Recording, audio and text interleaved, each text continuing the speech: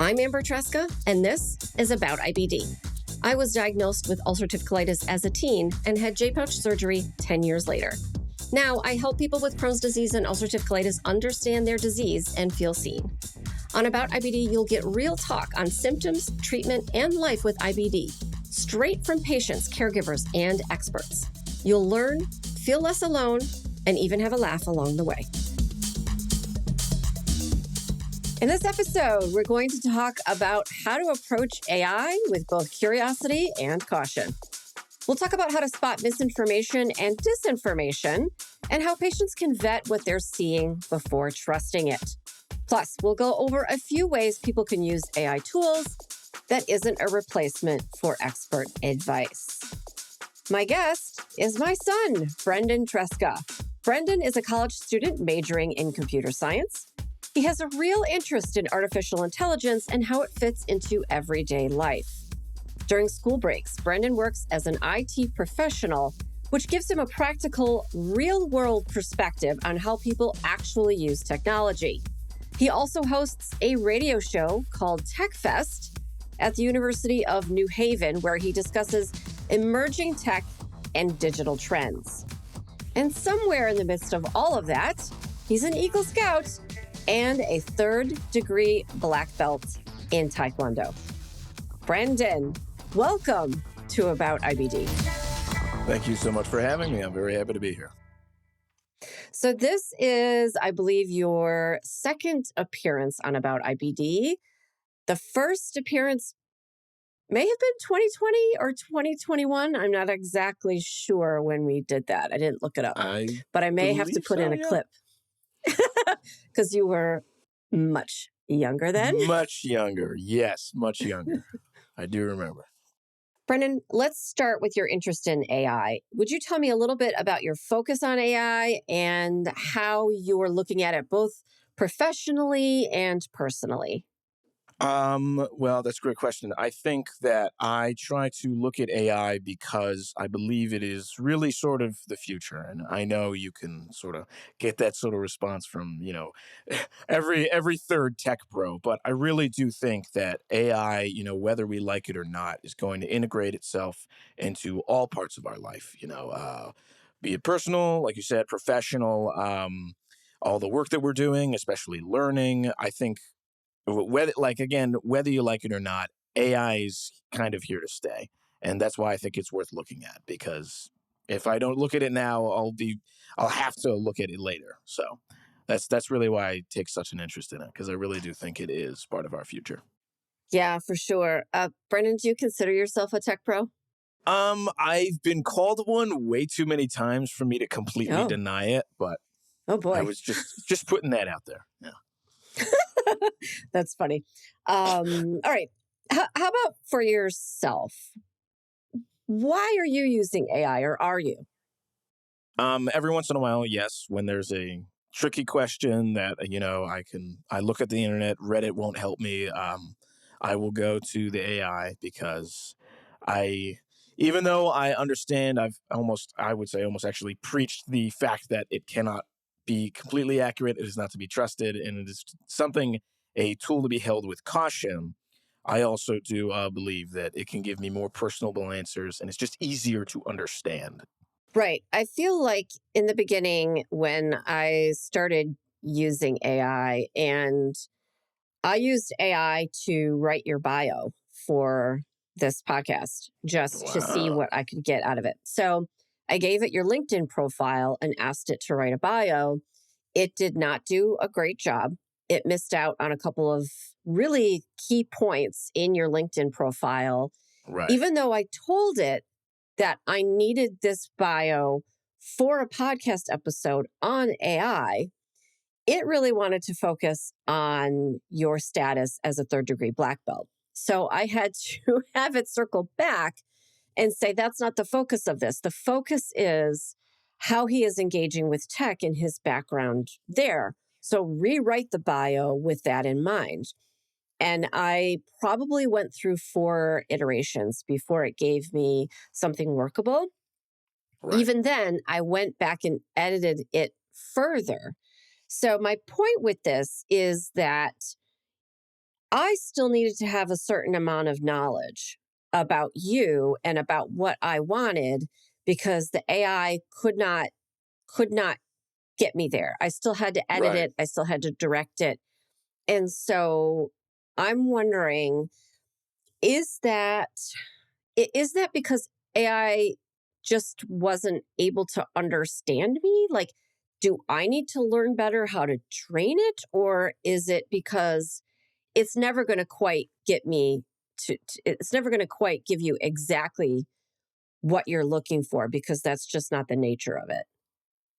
I think probably the latter is what you should expect. It's not going to AI, especially ChatGPT, has been trained to have a very sort of, and it's hard to explain, but mostly sort of like a very nice a servant that just loves to serve, and it's always, well, what else can I do for you? Is that helpful? And it'll really focus on some ideas while also cut out others, and depending on who you are and just the answers and questions that you are putting into this machine, I really do think that it's not necessarily your fault. The AI is going to talk a certain way, and the people that ask it are going to talk in all sorts of different ways.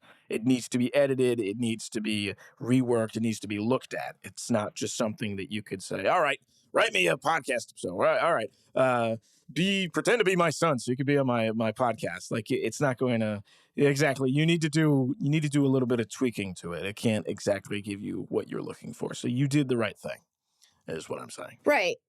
Yeah. And to your point, I had to have some knowledge, not only of you, but also of how the tool worked in order to ask it. And I think I had to ask it 4 times before I got what I actually wanted. And the thing about that is, I'm wondering if it actually saved me time. I'm not sure because I'm an experienced writer. I know you. I probably could have sat down and wrote your quick bio. But I just wanted to go through that exercise to see what it would give me. I will say, some years ago, I asked it to write your bio and it hallucinated a lot of things because you didn't have a digital footprint then. You were not over the age of 18 as you are now. And so it just decided to tell me a whole bunch of things that were completely fake. Yeah. Likes to do that sometimes. I don't say please and thank you to it anymore. It's I think really I just did a at the formality beginning at this point. because I was just typing things in the way that I would type an email, for instance. That I would type an email and I would say, would you mind, or would you consider, or would you please send me XYZ? And then at the end, I would say, thank you so much. I basically was doing that in the beginning because that's just normally how I communicate with a human. Right. And so then I really took it in that I'm not communicating with a human, I'm communicating with a machine.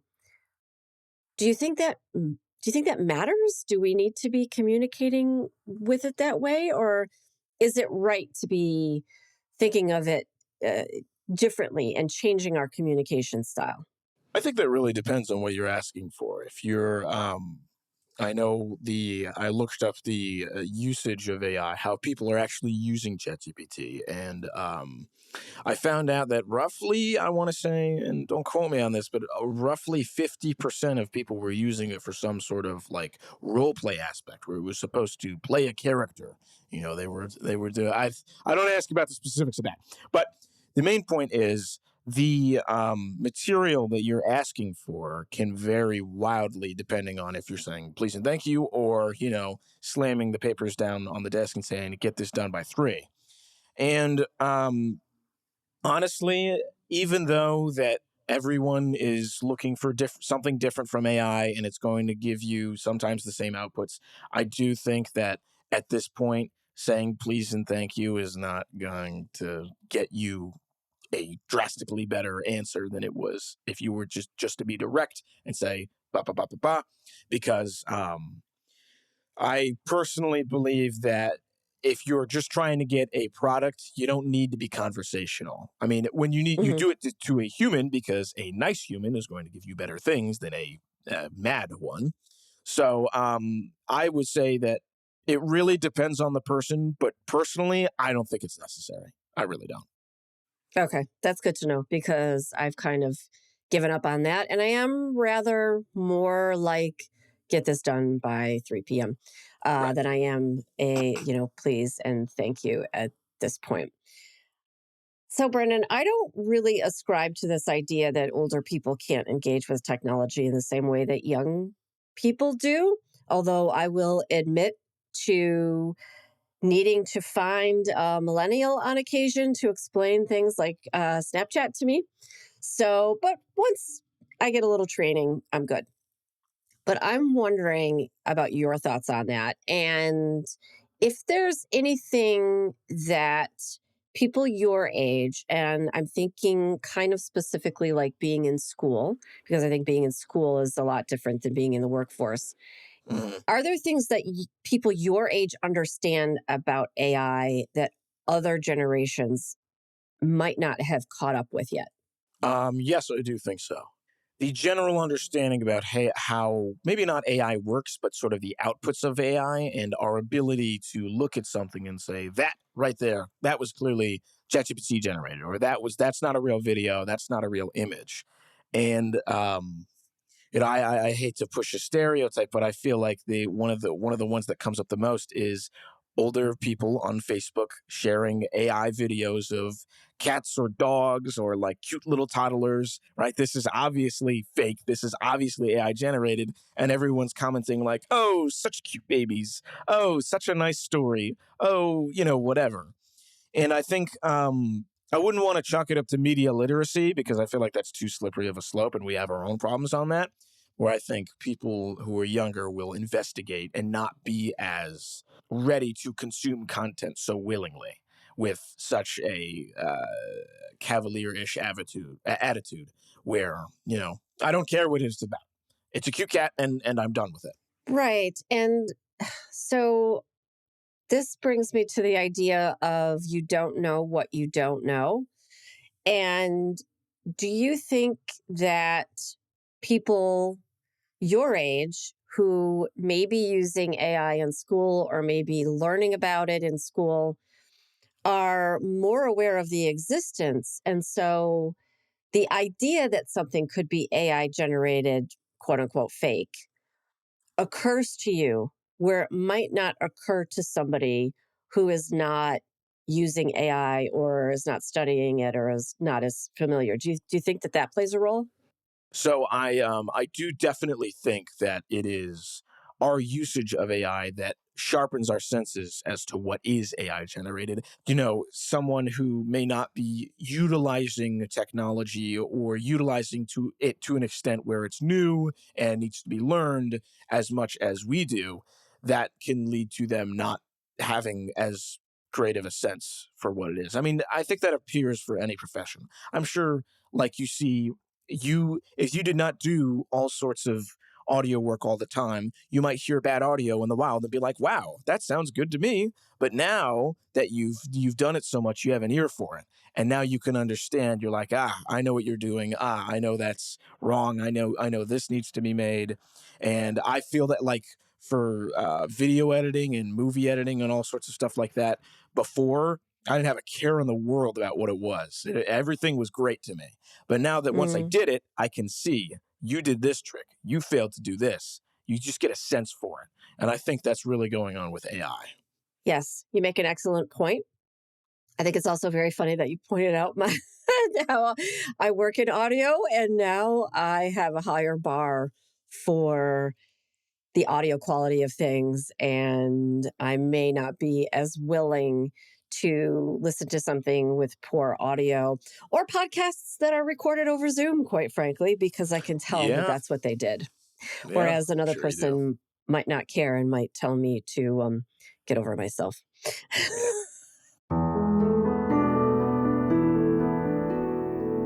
Up next, the ethics of AI and how that affects the ways that we're using these tools.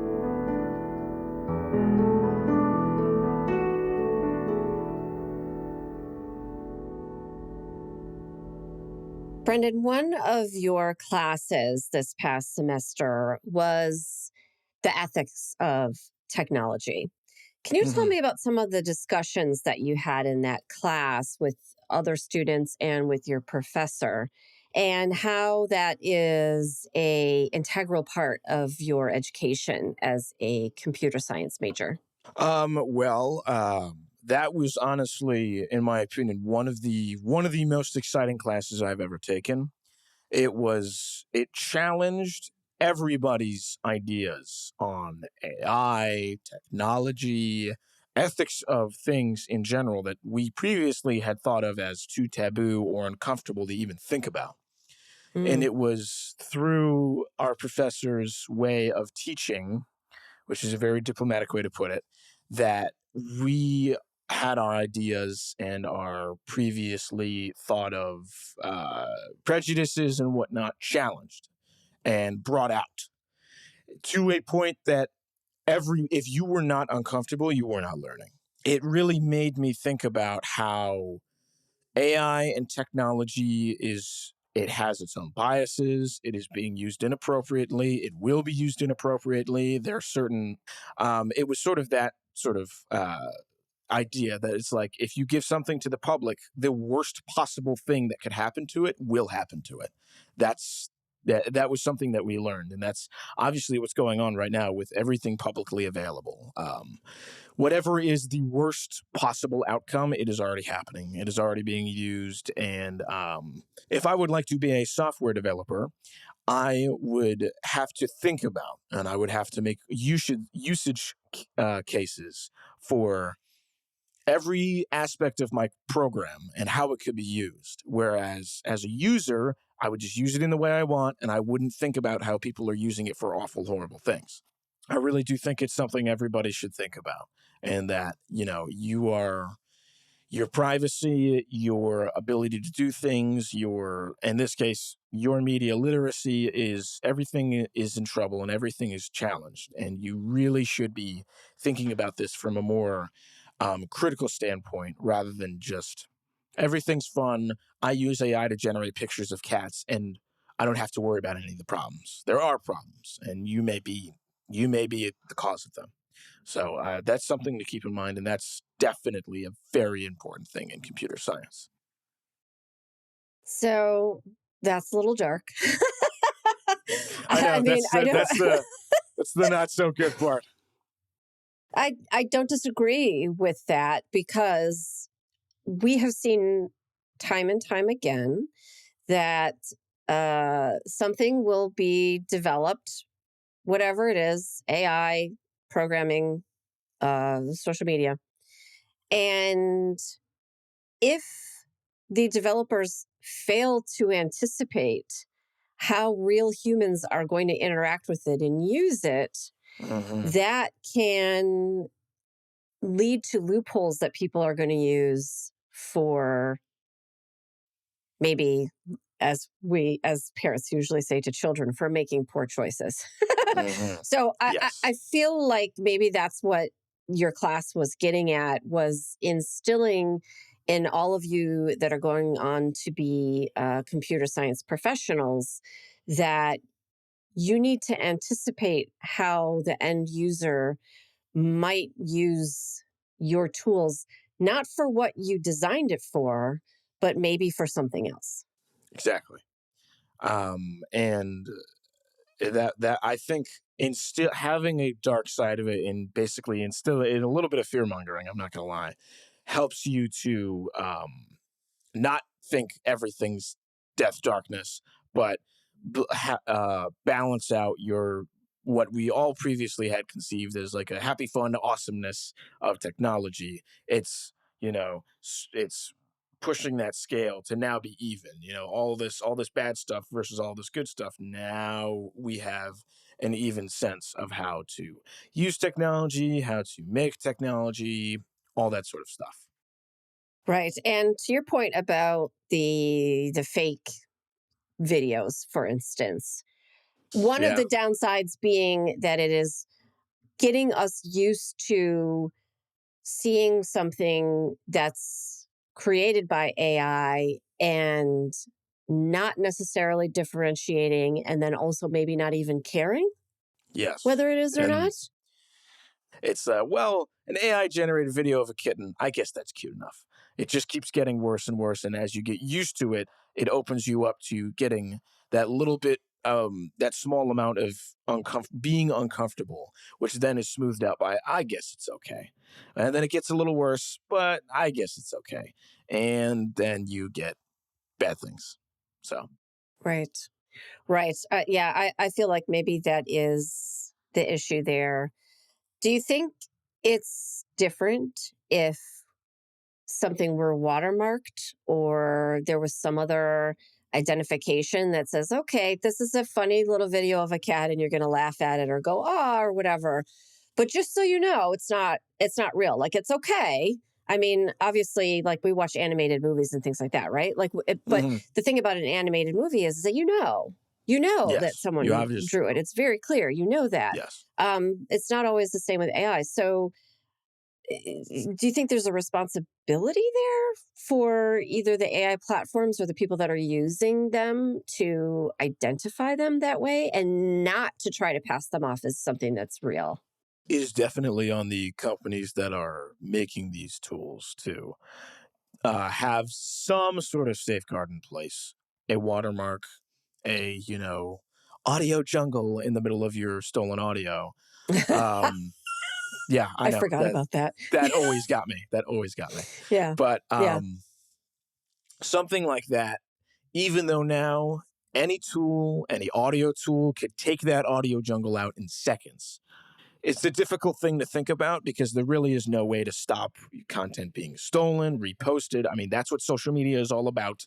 Half of the stuff Hmm. is not stuff that was made by the original person who's posting it. It is being Yeah. repurposed, reused, edited, crunched down, recycled into new content. And it would be better if there was a logo in the first place, because even though we know for a fact the end result is no logo, it's stolen, people think it's real, that also means that the first person who posted it, there's going to be a slightly less chance of that being believed as real because there is a watermark. But still, down the line, it's not going to make a difference. However, you would rather have one than not have one. We know that we can't prevent certain things, right? Like we all Right. lock our doors, right? We all Yes. lock our car doors, we lock our front doors. If someone really wants to get into your car, wants to get into your house, they're going to do it. They can do it. But yeah, but you still lock the doors. So I feel like that's kind of what we're talking about here. And there might be people that say, we don't need to put a watermark on something, or we don't need to clearly identify it as being AI generated because people are just going to cut the watermark off, or people are just going to repurpose it anyway, and then it's going to get lost. So why should we even start? Why should we even try? I feel like Right. that's where we are, but there are people that say that type of thing. Yeah. And I think that's totally not true. And like you said, if you wanted, if I was going to break into your car and it was locked, I would probably just notice it was locked and then run away. But in the range of people that are going to break into your car, a SWAT team can do it anyway. But if you locked your car, that means the lowest common denominator, probably me trying to break into your car, is not going to be successful. So even though, out of if you rank it from 1 to 10, how dangerous the person is that's trying to break into your car, you would rather be safe than sorry, is the easiest way to put it. Right, right. That's a good point. It's going to be a deterrent for some, Right. people who are technologically advanced are going to be able to do things, but that's going to be a smaller proportion Right. of the population. Exactly. So, okay, good point.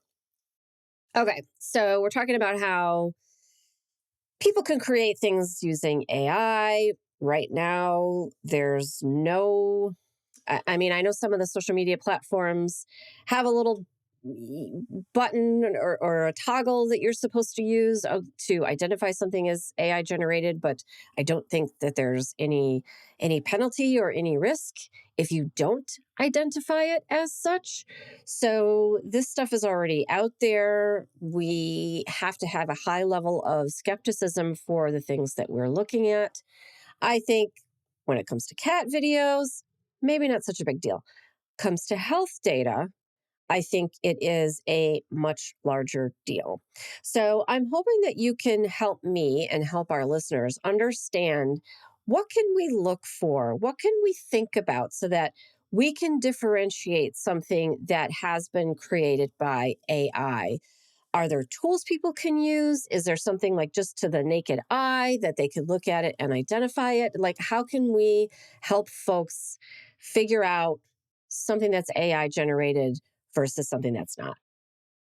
That's a really good question. I'm actually very glad you asked. So the one of the biggest things that I go by when I'm trying to, and this can go that I say this first because this can anybody can do this. You don't need to have a special eye. You don't need to be, thinking very quickly. You don't have to really be there. Logic, right? I saw a video that a friend sent me yesterday of a cat, and it was a cat going through a plastic tube. And maybe on the first two watches, I was like, wow, what a cute kitty cat. Then I realized from the perspective of the camera, you can see there were like multiple shelves or whatever, and you can realize that the camera like goes through those shelves to watch this cat. And then I Mm, realized this actually isn't real. But hmm if it were not for that specific piece of logic, like thinking about it, it's not really everything else looks very realistic. But logically, does that make sense? How could the cameraman have seen this if there are shelves in the way and he's not having to move back around the shelves? He's just going through them, right? mm, So number one would be logic. Does it make sense? Would this really actually happen in the first place? If it's too hmm ridiculous to be true, it's probably too ridiculous to be true. hmm The other thing I would say is, especially in AI videos, and not a lot of people know about this, look for noise. Noise is sort of like when you see a lot of pixels change on the screen, you might see them like fizzle out a bit before they return to like staying normal. It's really hard to explain in words, but just sort mm, of the way that pixels will change color, or it may look like things are like shimmering a little bit before they settle down. That's a sign of AI videos. AI videos, as well as AI images, are generated from pure noise. And the algorithm then sorts that noise to be like, okay, what can I build from this? What can I build from what I just built? And so on and so forth. So that noise that you see in the video is the sign of AI, because when a lot of pixels have to be changed, the AI algorithm can't exactly keep up as well. So some of that noise does still escape. And I like, thank God for that, because that's such a crazy like whistle blow in the AI videos, because they otherwise mm, look very real. Um, Another thing I would look for, and this has become very scarce, and it's probably this won't be a good piece of advice to go by anymore within 1 or 2 years, but look for things that don't line up. You can see all these things behind me. You can see how they are parallel to each other. There are no tangent lines. They're not intersecting each other. And mm. AI might merge these two corners right here. It might change up these little lines. It might change the details of these characters. And you won't notice unless you get really close. And then you can see that, well, this his hand and his arm seem to be like connected right here, and when they should be connected at the elbow. So that's another thing. And the third thing I would look for is, especially with videos, is voices. Listen, listen to it a billion times, and you will notice that it will sound like this. Do not talk to them that way, right? That doesn't sound human, as if I were to say, don't talk to them that way. You notice tone, notice maybe there's artifacts in the voice, maybe it's sounding like this, right? That doesn't sound right. Um, Basically, my end goal is look at every aspect of it. And you can't really know it's AI until you basically sort of consume it a little and then realize, okay, this is AI. I'm not going to share it. I'm not going to like it. I'm not going to do this. I'm not going to pass it off to other people as real, because now I know, now that I've looked at it over and over and over again, I can tell it's not real. Right. Thank you for this because there's a few things that I didn't know either. It's uncommon And knowledge, unfortunately. yeah, yeah. What about text-based things because I see these also coming out. I think I might know a few tells. Hopefully, you might know a few more. One of the things with AI generated, for instance, Instagram captions or even longer form, blog posts, things like that. One of my biggest tells is if there is a big change in someone's content, for Hmm. instance, like you can get a sense of, and as a writer, I think maybe I pick up on the nuances a little bit more, but I Right. can tell someone's writing style, someone's writing voice, and then one day it shifts. And then I wonder, are they now utilizing an AI tool in order to create this content? It's not necessarily a bad thing, but I do wonder, to your point about the ethics of doing that and then not disclosing it. So, aside from that, do you have any other ideas about how you could identify a written post or a blog that might have been just wholly generated by AI? Well, there's almost so many topics to think about. I can't even list them all. Mm. One, like I said, is logic. Does this really make sense? Would someone really write about this? But especially for things that are ChatGPT generated or just AI generated text, one thing, I think you already know this, M dashes. That's a very, I know, like it's a And real I will thing. not stop using M I dashes. I know, will I won't not. either. And every time I do it, I'm like, wait, I have to really make sure that this doesn't make me seem less human. But aside from that, another one that I see all the time, ChatGPT won't be interesting. It'll be awesome. You see, it was blank won't be X. Yeah. It's Y. And that's what always paired with the M dashes. It's always like this bringing up a small counterclaim and then refuting it immediately. Most of the time, when you're Oh. talking about something, it's odd, and especially when you're talking about something that doesn't need that level of like gravitas to it. Why would you say that? Unless an AI generated for you who doesn't have a sense of context, who doesn't care. So are you I'm saying trying to. like over the top, like because I've noticed that in using tools, writing tools, they will like I will use words that I know that everybody can understand. I'm writing so Right. that people can. I'm writing for humans um, who have all different levels of comprehension when they're reading. So, but then AI will say, no, you should replace this word, with another word. So I will say if you're going to eat fiber, XYZ. And it will say, Hmm. no, no, no. You should say, for people who consume fiber. And I'm like, nobody, like, that's not helpful. That's not, That's not and how. that was going to be my next point. Is if I'm just talking about picking apples, ChatGPT will be like, Okay. "This wondrous man has picked the best flavorful fruits in the entire city of New York. They will sure to be Hmm. bring greatness to everyone." No one talks like that, right? Yeah. It always tries to bring this very fairy like amazingness to everything. And the truth is, in the real world, people don't care. People don't like love things to that extent. Especially, that's not the way they're going to talk about them. They're going to say, "I picked apples today." It puts importance in places where you really don't need it. It's Hmm. needlessly just pumped full of this like Hawthorne level of detail, which is not necessary at all. And I I'm just couldn't dying stand it. because you are my I just child that couldn't you stand just it. described something as Hawthorne level of. Yes, yes. I just That's can't. hilarious. But his work was something that I felt the same way. It was like ChatGPT was a real man. He was talking about things that I got it. You don't need to tell me how beautiful the bushes were. You don't need to tell me how hard that door slammed and how angry everybody looked. I get it. Right. And it seems like he was just filling up word counts the whole time. So that would be the biggest tell, in my opinion. That's hilarious. I actually kind of loved that. Although I remember in my AP English in high school, I was the only one that that enjoyed that kind of writing. Everyone else was Yeah. like, Yeah. this is going on forever about Yes. nothing. And Going I was on and like, on. yes, but so many cool words. I just Yeah. like words. Well, So, but and that's a really good point. Being too yeah, verbose and being too excited about something that's maybe mundane. exactly. Exactly. Coming up, the fine line between having AI teach you to do something versus having it do it for you.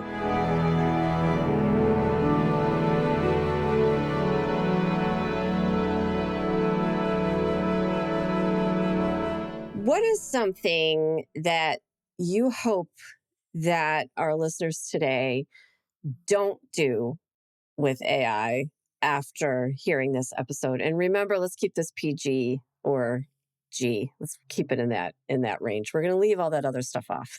Right. Yeah. I don't need to speak about that. No, no. I think, uh, I guess this is more of a personal gripe. People always do all sorts of like little fun fantasy like role plays with it. I wouldn't suggest that. I think that takes a huge toll on your mental health talking to robots all day. But Mm, I would say do not have things do tasks for you. Do not have things take away the creative aspect of whatever you're doing. Do not have mm, AI. Don't make things where there was no point in having you ask the you if you're asking ChatGPT to do all of this, why do I need you in the first place? If you're right. going to that level, there's no point of you being in the equation at all. So I would suggest that when you're making, I mean, I make everything. I try to make games. I make art. I make music. I would never. Oh, especially code. I do not get ChatGPT to write my code for me. I say, Mm-hmm. what's going on here? What's wrong? What could I change? Because otherwise, no one needs me as a programmer. They could just ask Right. ChatGPT if that's what we were doing. So do not let AI be creative because it really can't be by a technical standpoint. Right. And so it's probably a good time to explain how I use AI in the creation of this podcast. I don't have an AI trained, but I do have an AI tool that will, for instance, break a podcast episode into chapters. So it Right. will give me like timestamps on the beginning of a new subject. Usually it's like with every question starts a new topic. It will also do a machine generated transcript for me. It will also do things like suggest a title, that type of thing. Now, it's using the podcast episode that I give it. I'm not asking it to make a podcast episode. I'm asking it to help me think about the main points of the episode and then also to transcribe it so that I can make sure that the content is accessible no matter how people want to learn. So I actually don't have any concerns about using AI in that way. I think it's helping me be more effective and helping make my show available to more people.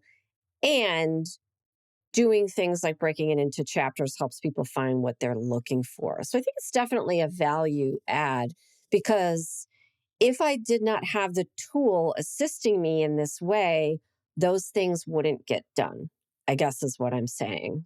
Right. So I'm not using it in a creative way, which by the way, to date, I have yet to have an experience with any of the AI tools that I've tried help me in a creative way. They just can't. I use Canva to create the many of the images that I use in the social media assets that I create for this show.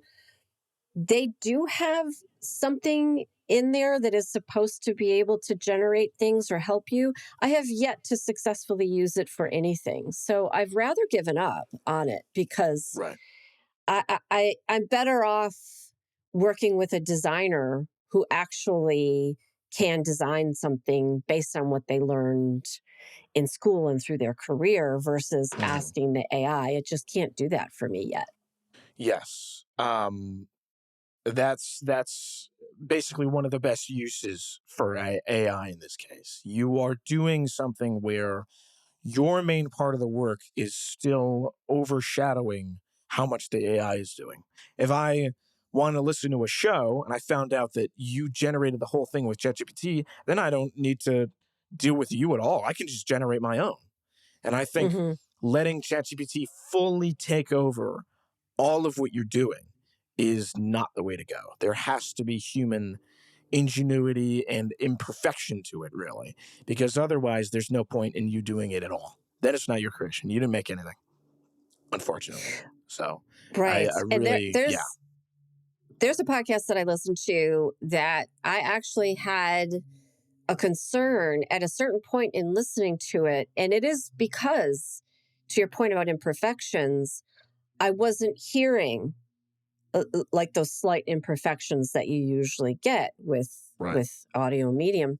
And I thought to myself, I wonder if they used an AI tool to create the voice, at least the voice, the writing, I don't know, but the voice. And I had such a visceral reaction to it. And I was like, if this is AI generated, I don't want to listen to it. I kind of was surprised at my own reaction. I didn't really expect to react that way.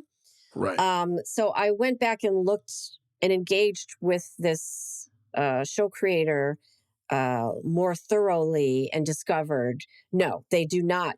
It is not AI. It is actually this person's voice. And then I felt better about consuming the content. right. But I was really like, I'm not going to listen to this anymore if it's AI generated. And it kind of surprised me that I felt that way because, to your point, like would it really matter? Yeah. Um, it is just like a history podcast. It wasn't conversational in any way. So I guess that just goes to show how I feel about AI generated content in a certain way. That's probably that's a good reaction. I believe to have just be like, no, I do not want this. I'm not listening to a human's work. But Yeah. yes, Yeah. All right. So on the other side of this coin, is there anything that you would encourage people to use AI for, or something that they should try and see if it works out for them? yes, and that is learning. Um, Mm, I've done it with math. I've done it with coding. I've done it with all sorts of things where I don't know what to do. I don't ask the AI to do it for me. I ask, how do I do this? And once it tells me the instructions, I can do it myself. mm, And learning things like language or code or really anything is, I think, one of the best things you can get out of an AI because it's getting close to doing the creative work, but it's actually the output is you, right? You are the output. Your knowledge and what you understand about a subject is becoming the output. And there you can use the AI because of the AI, you can do things more efficiently as a human. And I think that's the best. That's like the penultimate, right? That is the best way to use AI, in my opinion, is getting other people to learn. You can ask it how to do a math equation, and instead of having it do the math equation for you, which lowers your knowledge because you're not learning, it tells you how to do it, and then you can do it on your own. And it's hmm like having a teacher there for you. And that I would highly encourage people to do is ask it to teach you things, ask it to help you learn, ask it to do whatever. Because especially with that often too conversational tone, that comes in really handy because it feels like not really talking to a person, but basically like talking to a person more than just like a robot, which would tell you step one, step two, step three, step four, do it. Right? I can't help you if you don't know what's going on. I don't know. That's all she wrote. So that's definitely what I would encourage people to do is learn. Use AI to mm. help you learn things. That's a really good point. And I think it's a fine line between asking Yes. it to do something for you and asking it to teach you how to do the thing. Right. And math, your example of math, I think is a really valid one. Yeah, Yes. it can take you through the steps on how to solve the equation, and then you'll learn how to do it yourself versus just having Just it give me the answer. do it for you. Just give me the answer. Exactly. Yeah, yeah. I feel like, Brendan, we've been really critical of AI, which maybe that's important at this stage because it has sort of come on the scene. And for right now, there's no training. There's no, learning to drive for these things. They've just No. been introduced into the wild, and people are playing with them and doing things with them. And yet, perhaps none of us are fully cognizant of how they're going to impact us yet, which almost makes us feel a little bit like we're the guinea pigs. And that as things shake out, there's going to be some of us who are not going to be as happy with how we've used AI. So I would like to end, though, on maybe we can find some positive things. Because I don't think that either you or I looks at AI as completely negative. We don't want to get rid of it. No, of course not. I think we're both worried about giving people the tools to understand what it is and how it works and how we can use it to better humanity versus replacing, for instance, creativity. So, Right. I don't know. Do you have any final thoughts on the benefits of AI? And for instance, is there anything that you're looking forward to with AI? As these tools improve, maybe. I think things that humans don't want to do in the first place is something that can be done by AI. Like writing long paragraphs about things that no one really cares about, or factory work or something like that. Even though it seems like you are taking away a human job, I believe it would be better to do something that people really don't want to do than take something like art or music or coding, which is that's all about what people want to do. You only do that because you really like it. So I do really think that the benefits of AI lies in it replacing the things that we never wanted to do in the first place. I didn't want to Hmm. sit and shovel coal all day. An AI powered shovel could do that for me, and then we're all happy because then I could spend my life doing more creative things, right? Like experiencing things. I can live my life as a human, whereas the AI doesn't care. It will just do the work. It has no feelings. So that's what I think we could do with it, is make sort of these, not to fizzle out humans in the workforce, but basically make workers that don't need to, the bad parts about being a human don't apply, which is I don't want to Hmm. do this job. Someone that will do the job means that the human that would have done that job can go do better jobs, right? Can go do more interesting jobs that require less mundane work, that are more challenging for the mind, that leave them happier, basically. And I think the short of it is getting AI to do things for us, like clean the house or wash the dishes, can improve our quality of life. I agree with you 100%. I would absolutely. Yeah, I don't need AI to record podcasts for me, but I would love AI to do the effing laundry and the effing dishes. Exactly. And there's something that I see a lot of people, and this is going to be polarizing. And so I would expect someone to take issue with how I'm looking at this. The automated checkout systems that are in almost every major retailer now, there are folks that don't like those because their concern is that that's taking a cashier job away from a human.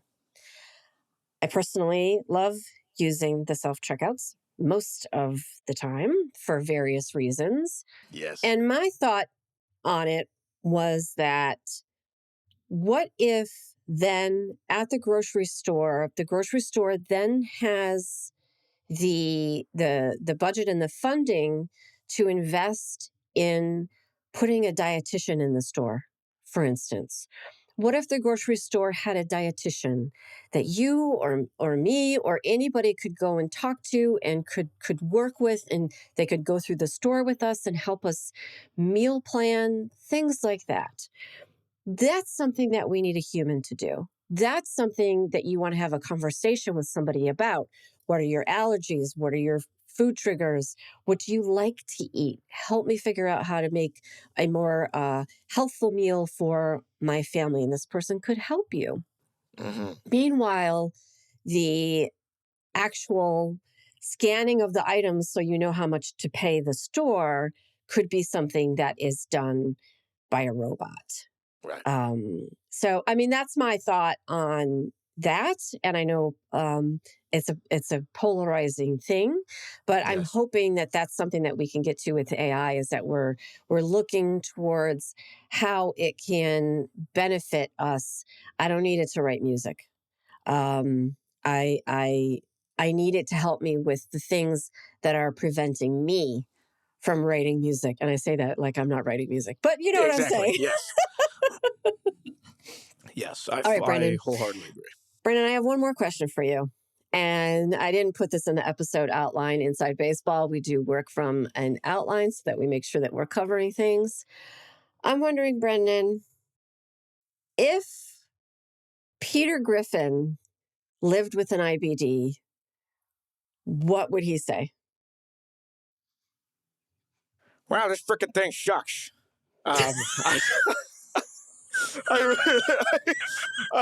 He probably wouldn't have a lot of words that I could say on the show here to talk about the matter. He would probably chalk it. It would probably become a experience in the future where he would say, "This is the worst in the time I had IBD." So, yeah, that's.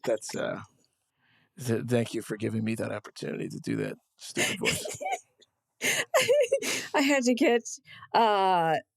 get one of your impressions in here I somewhere figured. because they Knew it was are they oh well, okay, all right. I thought I was going to bring something out of left field for you. Brenden, do you want to talk about your radio show for a minute and where folks can find it and listen to it? Oh, yeah, of course. So I am Brenden Kenny, the Jackhammer Tresca of TechFest on 88.7 WNHU, the official New Haven student-run radio. TechFest talks about everything tech within the week, what's going on, what you need to look out for. It's really just my rundown, my thoughts, and my advice on what the hell is going on right now. You can... If you have a radio, if you have a car, you can listen to it. 88.7, we are there. We're there all the time. I'm there every single Friday from 7 to 8. So be there. Sounds good. I'll put more information in the show notes on where you can stream the radio show, because if you're not in the greater New Haven area, it might not come through on your radio if you even have one. So, Brenden, thank you so much for doing this with me. AI is coming at us from so many different directions, and I expect that this is going to be an ongoing conversation. I'm going to talk to a lot of different people regarding AI and how it's being used in healthcare. So I appreciate 100%. You're giving an overview of maybe a little more higher level how we can think about it, the ethics of it, and then how we can try to tell the difference between something that is human-generated versus machine-generated. And as I was thinking through this topic, I was suddenly struck that I actually have two experts in my household on AI. You, and then also your dad, my husband, Mike, runs a newsletter on AI, and he is a very experienced user of AI. So I'm going to speak with him as well.